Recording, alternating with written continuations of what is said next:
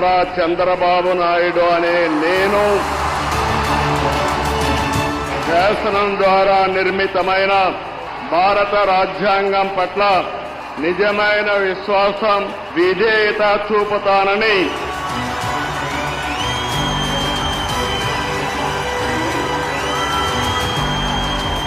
కొణిదెల పవన్ కళ్యాణ్ అనే నేను